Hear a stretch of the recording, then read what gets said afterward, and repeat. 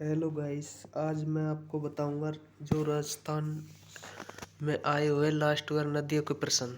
ये प्रश्न किसी न किसी पेपर में आए हुए हैं। पहला प्रश्न है, शेखावाटी प्रदेश के कौन से जिले में कोई भी नदी नहीं पाई जाती। यानी शेखावाटी क्षेत्र में कौन कौन से जिले आते हैं? चूरू, सीकर, झुंझुनू। इनमें कौन से जिले में कोई भी नदी नहीं है?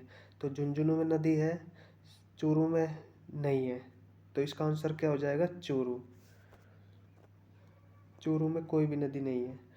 निम्न में से कौन सा युग्म सुमेलित नहीं है? अलवर में से कौन सी नदी निकलती है? साबिर पर रेल निकलती है। उदयपुर से बनास बेड़च निकलती है। करौली से गंभीरी, डूंगरपुर से बाणगंगा मोरेल। ये डूंगरपुर से नहीं निकलती, बाणगंगा और मोरेल। बनास नदी का उद्गम स्थल है।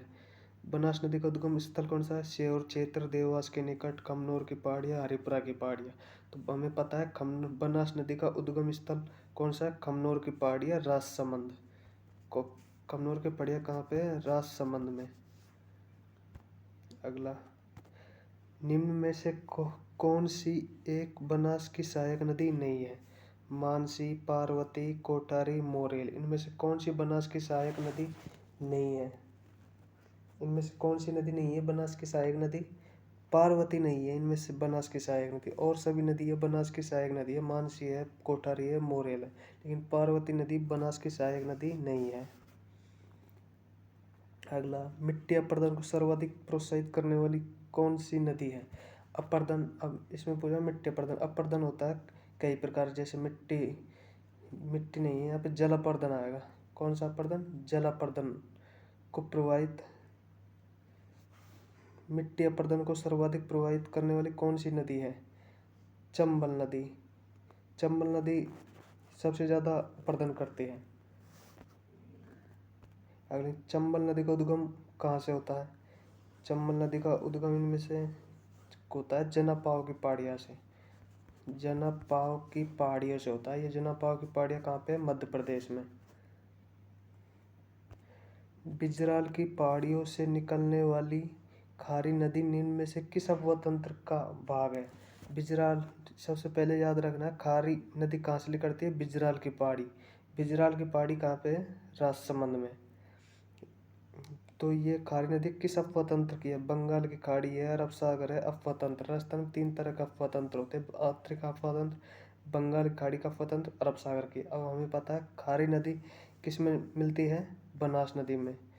बनास नदी किस में मिलती है? चंबल में। और चंबल मिलती है यमुना में। तो यमुना जाती है बंगाल की खाड़ी में। तो ये किसके अपतंत्र का भाग हुआ? बंगाल की खाड़ी का अपतंत्र का भाग है।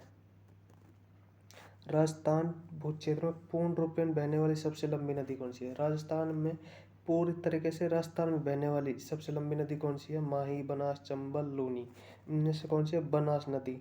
सबसे लंबी नदी कौन सी है? बनास नदी। राजस्थान में पूरी तरीके से बहने वाली। और वैसे पूछे तो राजस्थान में बहने वाली सबसे लंबी नदी कौन सी है? चंबल। लेकिन इसका आंसर क्या होगा? बनास नदी, क्योंकि पूर्ण रूप से राजस्थान में बहती है। कौन सी नदी राजस्थान व मध्य प्रदेश के मध्य सीमा बनाती है? राजस्थान और मध्य प्रदेश के मध्य सीमा कौन सी बनाती है? बनास, कोटारी, घग्गर, चंबल।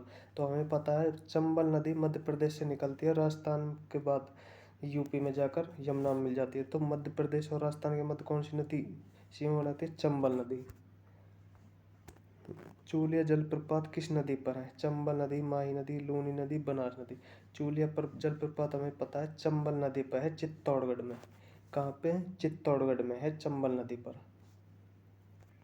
और ये जलप्रपात है राजस्थान का सबसे ऊंचा जलप्रपात है। कितना मीटर है? 18 मीटर। राजस्थान का सबसे ऊंचा जलप्रपात पहुंचे चूलिया जलप्रपात चंबल नदी पर, चित्तौड़गढ़ में। Thank you for subscribe.